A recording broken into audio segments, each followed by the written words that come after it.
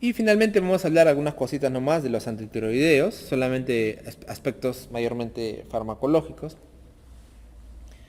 Esto me dice que una mujer de 44 años se presenta a consulta por fatiga, se ha sentido desganada por meses y cree que puede tener anemia, me dice, ¿no?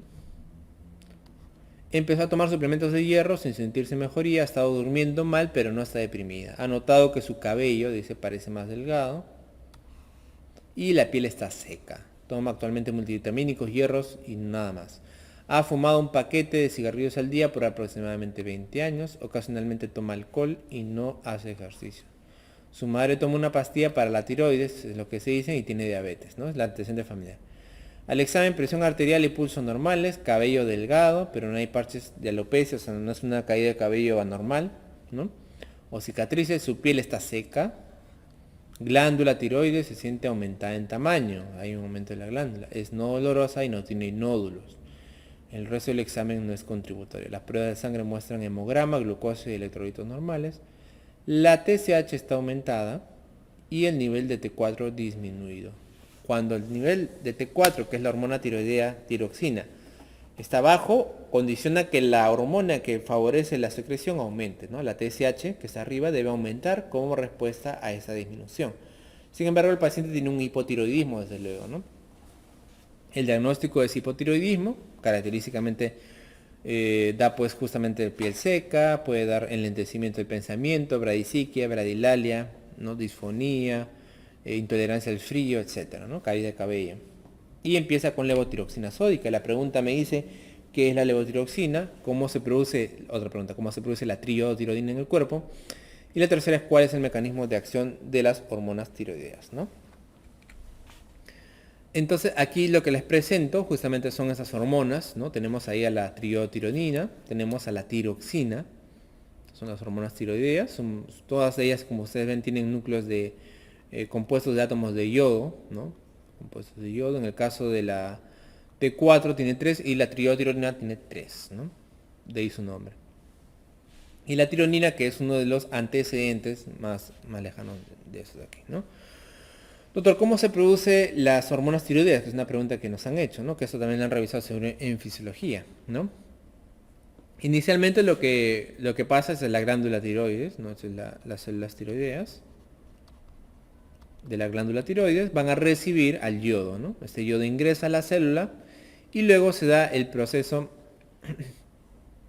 de que este yodo va a combinarse en la parte de la membrana apical y en el espacio coloide con estas moléculas que son la diyodotironina y la monoyodotironina, ¿no? Esta diyodotironina y la monoyodotironina se pueden ir combinando entre ellas. Por ejemplo, si te das cuenta, aquí se combina una diyodotironina con una monoyodotironina. Esto de acá me va a dar como resultado, pues, la triyodotironina, ¿no? Diyodotironina más monoyodotironina me da la triyodotironina. ¿Ya? Entonces, por un lado tenemos a la tiroglobulina y por otro lado tenemos a los compuestos llamados compuestos yodados. Este fenómeno se llama acoplamiento, como ven acá, y se da luego de la yodación, ¿no? Viene el yodo, se une y luego se van a producir los acoplamientos. Si formo diyodo con monoyodo, 2 con 1 me da 3. Y si formo dos diyodos me da T4. ¿Ya? Entonces me da T4, T3 y también por ahí me da la diyodo y la monoyodo que se quedan tal como estaban. Luego de ahí, esos de aquí van a reabsorberse, ¿no? En el estado coloide y luego también finalmente pueden desyodarse para volver a empezar el ciclo. ¿Ya? Entonces la producción se da pues a través de estas glándulas tiroides, que al final el objetivo es botar estas hormonas tiroideas y que van a ir posteriormente a la circulación. ¿Ya? Esto de aquí es lo mismo, ¿no? Esto de aquí viene a ser lo que es la glándula tiroides, ¿no? En este caso estamos viendo el ingreso del yodo, la conformación de la tiroglobulina con estos residuos yodados y finalmente la producción de T4 y T3, ¿no? Como ven aquí, lo que este cuadro en realidad me está describiendo más que todo es dónde actúan algunos medicamentos, ¿no? Que pueden contrarrestar este ingreso, ¿no? Acá por ejemplo tenemos el cianato, que no son medicamentos, más bien son productos tóxicos. Acá tenemos más bien el yodo y las tioamidas, ¿no? Las tioamidas, acá tenemos que hablar desde luego del metimazol, ¿no? No metamizol sino metimazol, que van a inhibir lo que es la producción de hormonas tiroideas, ¿no? La función de estos es inhibir la producción de hormonas tiroideas o favorecer, en el caso de los compuestos yodados también, la proteólisis, ¿no? La proteólisis. Y por otro lado tenemos otros medicamentos que lo que van a hacer es disminuir la transformación periférica de T4 a T3. ¿Por qué, doctor? Porque las hormonas tiroideas al final, ¿no?, ejercen su acción directamente sobre los tejidos periféricos. Por un lado la T3 y por otro lado la T4, que es la levotiroxina, que es la T4, esta de aquí siempre tiene que convertirse a T3 para realmente ejercer su acción. Entonces, un medicamento que puede evitar esa formación de T4 a T3 y por lo tanto disminuir la acción de las hormonas tiroideas son esos de aquí, ¿no? Por un lado los radiocontrastes, pero por otro lado estos medicamentos más conocidos como son los beta bloqueadores, como el propanolol o la amiodarona, por ejemplo, ¿no?, que también es otro medicamento que puede disminuir la conversión periférica. En cuanto a características farmacocinéticas, acá les presento la levotiroxina, que es la T4.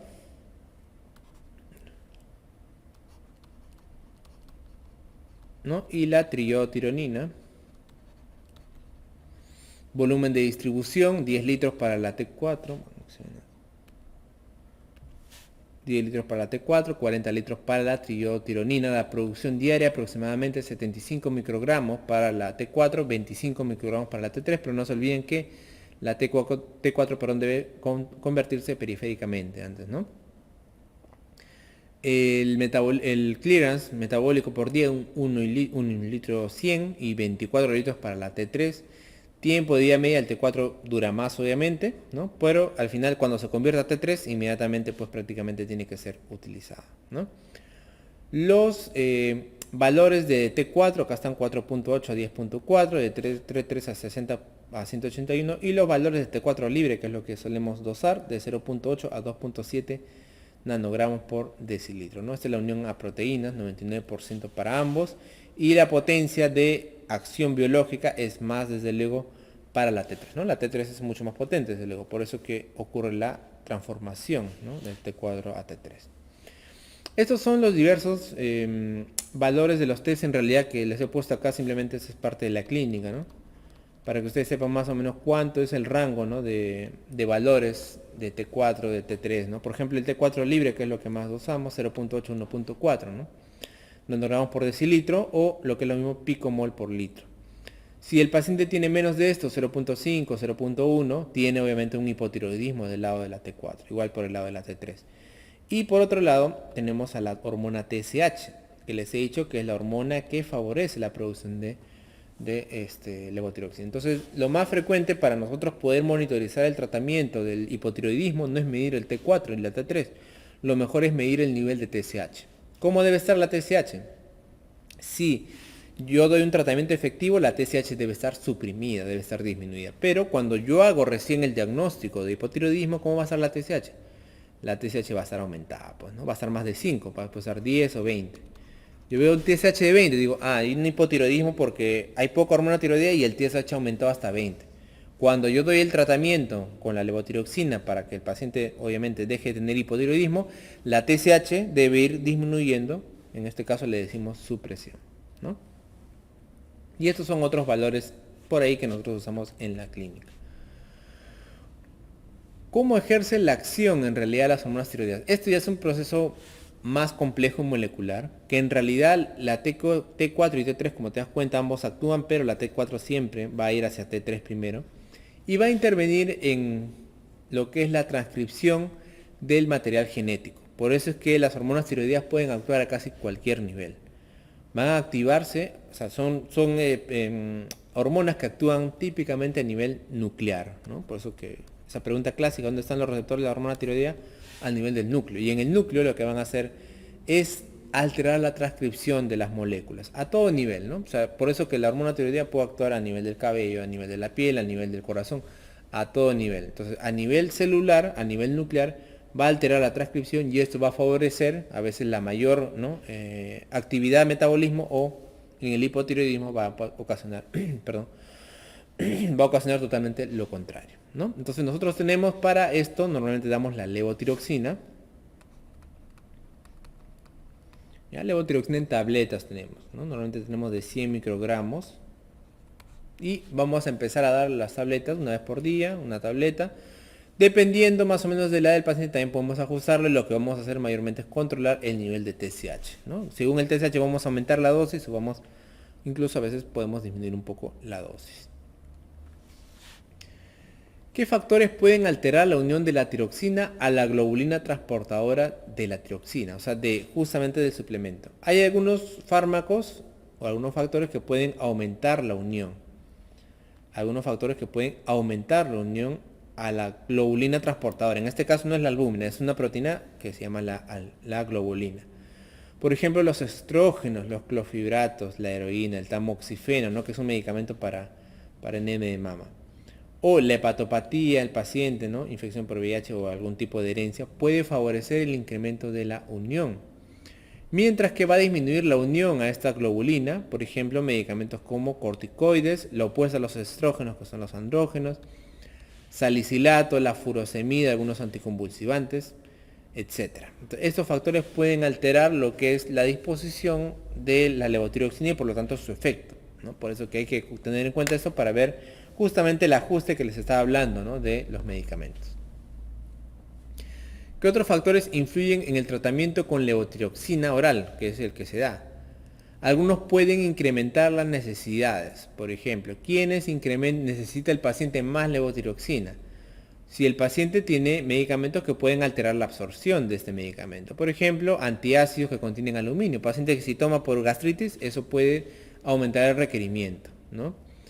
Secuestrantes de ácidos biliares como el colestipol, la colestiramina, el carbonato de calcio, el alimento mismo, uso de hierro, sulfato ferroso, ¿no? Fijadores de fosfato, raloxifeno o el sucralfato. Otro factor que puede hacer de que incremente la necesidad, el uso de levotiroxina, incremento el metabolismo de la tiroxina por inducción del CYP3A4. ¿Cuáles inducen el CYP3A4? Ya sabemos, ¿no? Los anticonvulsivos como carbamazepina y también la rifampicina, ¿no? Alteración de la conversión de T4 a T3, como la amiodarona, también puede aumentar el requerimiento. Y otros factores que no se conoce bien la causa, como el estrógeno que ya hemos hablado, el embarazo, ¿no? ¿Qué medicamentos pueden disminuir la necesidad? O sea, que tenemos que bajarle la dosis, al contrario. Pacientes muy ancianos, por eso con ellos siempre hay que empezar suave, mitad de tableta siempre, ¿no? Poquito, ¿ya? Siempre poco, porque ellos sí les puede afectar mucho. Tratamiento con andrógenos en mujeres, por ejemplo, ¿ya? ¿Qué fármacos pueden disminuir la TSH sin modificaciones en la T4 libre? La metformina. ¿Qué quiere decir esto? O sea, que con la metformina me podría engañar porque modifica la TSH, pero sin que realmente el paciente se haya recuperado. Eso es ¿no? Es una cosa que puede suceder. Veo la TSH disminuye y digo, ok, estoy bien, pero no, es la metformina, ¿no? Ahí obviamente hay que ver la parte más que todo clínica, ¿no? Otros factores que pueden alterar ya más arriba, por ejemplo la dopamina, los corticoides y los retinoides que se usan en el acné. Estos de aquí pueden disminuir lo que es la sensibilidad a nivel del hipotálamo y la hipófisis, ¿no? Con el tema del TRH, por ejemplo, ¿ya? Eso es algo también importante a considerar. Y luego los otros medicamentos que tendríamos que hablar, pues aparte de la levotiroxina que viene a ser el suplemento, vendrían a ser los medicamentos que se usan más bien para evitar o disminuir la cantidad de hormonas tiroideas. ¿En quiénes voy a usar esto? Obviamente en pacientes que tienen hipertiroidismo, ¿no? En pacientes con hipertiroidismo, ¿no? Hipertiroidismo. O sea, pacientes que tienen más bien una exagerada acción o un exagerado nivel de hormonas tiroideas, aquí yo le voy a dar estos antitiroideos, ¿no? Y para eso tengo fundamentalmente dos, que es lo que les estoy poniendo aquí.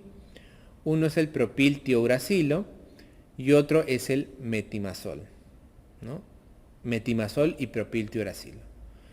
Ambos tienen características similares, algunas sí bastante opuestas. Por ejemplo, ¿no? Ambas se concentran en la glándula tiroides. El tiempo de vida media del propiltiogracilo es más o menos 1 hora y 15 minutos, mientras que el metimazol es de 4 a 6 horas. La unión a proteínas plasmáticas 75% para el propiltiogracilo, ningún porcentaje exacto para el metimazol. El metabolismo en pacientes, por ejemplo, con hepatopatía grave, aquí es disminuido en el caso del metimazol, por eso hay que tener mucho cuidado con los pacientes cirróticos, mientras que en el propiltiuracilo no hay problema, igualmente en la parte renal, ¿no? Por eso es una alternativa en pacientes con enfermedades renales crónicas, ¿no? El propiltiuracilo se puede dar de 1 a 4 veces por día y el metimazol sí de 1 a 2 veces por día, ¿no? Ambos se consideran que tienen un bajo paso transplacentario, sin embargo, es cierto mencionar de que en pacientes, en mujeres embarazadas, el propiltiuracilo es más seguro, sobre todo en el primer trimestre, ¿ya? Mientras que en el segundo y tercer trimestre, se prefiere el uso de metimazol, según las últimas guías, ¿no? Pero así en grandes rasgos pueden decir que el propiltiuracilo es efectivo en gestantes, ¿ok? Y finalmente tendríamos que hablar un poco, estos medicamentos, como les digo, se suelen utilizar mayormente en pacientes que tienen hipertiroidismo. Sin embargo, es verdad de que estos medicamentos no siempre pueden controlar todos los síntomas, ¿no? O sea, no son medicamentos súper efectivos. El paciente a veces se va en el caso del hipertiroidismo. Y el hipertiroidismo en realidad es un problema, ¿no? Porque el hipertiroidismo me puede dar consecuencias fatales como taquicardias, hipertensión e incluso arritmias mortales. Por ese motivo que muchas veces se prefiere, en estos casos, hacer una ablación de la glándula tiroides, o sea, quemarla prácticamente, y virar al paciente el hipotiroidismo, porque el hipotiroidismo es un poco más sencillo de controlar que el hipertiroidismo, ¿no? Por el hipertiroidismo el paciente incluso puede ir a la emergencia, ¿no? Por el tema de una tormenta tiroidea. Ahora, es cierto que existen también, hay que tener cuidado porque existen medicamentos que pueden tener yodo, ¿ya? Y estos medicamentos que contienen yodo pueden desde luego alterar lo que es el performance o pueden incrementar lo que es los problemas tiroideos por la mayor cantidad de yodo disponible. O sea, al por ejemplo dar amiodarona, que es un antiarrítmico, que lo conocemos, podemos causar una crisis hipertiroidea, podemos aumentar el nivel de yodo y generar un problema. Algunos compuestos, por ejemplo, soluciones oftálmicas, jarabes, ¿no? Incluso que se usan para problemas gastrointestinales, algunas vitaminas, en comestibles las algas, ¿no? Que las algas se suelen usar también mucho como medicina alternativa, ustedes saben, ¿no? Medicina alternativa, algas marinas, soluciones de Lugol, yoduro de potasio también, ¿no? Que se usa a veces en algunos casos dérmicos, antisépticos, ¿no? De manera tópica, justamente como habíamos hablado, la yodopovidona, ¿no? Todos estos medicamentos que tienen gran cantidad de yodo pueden, ¿no? incrementar el contenido de yodo en estos pacientes, por lo cual hay que tener mucho cuidado. Y desde luego también las sustancias de contraste que lo utilizamos para a veces usar algunas tomografías con contraste, pueden tener material también de yodo, ¿no? El lipodato, el yotalamato, son compuestos que vienen justamente para aplicar y eso también puede elevar el nivel de yodo, por lo cual hay que tener bastante cuidado, ¿ya? Entonces, finalmente, para mencionarles nomás de que en el tratamiento del hipertiroidismo, ¿no? Entonces nosotros contamos con el hecho de poder utilizar el propiltiuracilo y el metimazol, ¿no? Ojo, metimazoles, no metamizol. Metimazol, los cuales van a disminuir lo que es la producción de las hormonas tiroideas, ¿no? Producción de las hormonas tiroideas. Sin embargo, también en casos de hipertiroidismo, de que el paciente, por ejemplo, vaya a emergencia con una clínica muy florida, hipertensión, taquicardia, son muy útiles los llamados beta bloqueadores, ¿ya? Los beta bloqueadores los uso para controlar los síntomas. Y acuérdate también que los beta bloqueadores disminuyen la transformación periférica de T4 a T3. Por eso son bastante útiles, ¿no? Entonces el beta bloqueador, el propanolol, por ejemplo, es muy útil para el tratamiento de pacientes que tienen hipertiroidismo sintomático, taquicardias, ¿no? Cefaleas y también desde luego porque disminuyen lo que es la conversión periférica, ¿no? Y el yodo radioactivo, como les decía, es un método para destruir simplemente, es una ablación, como yo le digo quemar, ¿no? Es una destrucción del parénquima tiroideo, lo que me va a ocasionar obviamente una baja de las hormonas, ¿no? Y desde luego me va a ocasionar un hipotiroidismo, que eso es lo que estoy logrando, ¿no? Para que luego esta paciente pueda ser tratada con suplementos, ¿no? Pero, como les digo, es mucho más sencillo manejar hipotiroidismo que un paciente hipertiroideo que en cualquier momento a veces se puede complicar, ¿ok? Entonces, para terminar esas preguntas, dice, ¿qué es la levotiroxina sódica? La levotiroxina sódica es un tratamiento, suplemento de la hormona T4, que se utiliza en pacientes con hipotiroidismo, ¿no? ¿Cómo se produce la triiodotironina? Ya sabemos que la triiodotironina se obtiene a través de la unión de la monoiodotironina más la diiodotironina, ¿no? Que en realidad estos de aquí se generan a través de la combinación de proteínas como la tiroglobulina con compuestos yodados, ¿no? Entonces un monoiodado más diiodotironina me dan el triiodotironina. ¿Cuál es el mecanismo de acción de las hormonas tiroideas? Ya dijimos que tienen receptores nucleares, ¿no? Que van a encargarse de acelerar generalmente la transcripción de diversas moléculas en todas las partes del cuerpo, ¿no? Favoreciendo así el aumento del metabolismo, ¿no? O sea, todo lo que tú haces lo hace las hormonas tiroideas más rápido, ¿no? Por eso que pueden llevar muchas manifestaciones, ¿no? Muy bien. Esto ha sido todo por la clase de hoy y nos vemos en otra ocasión.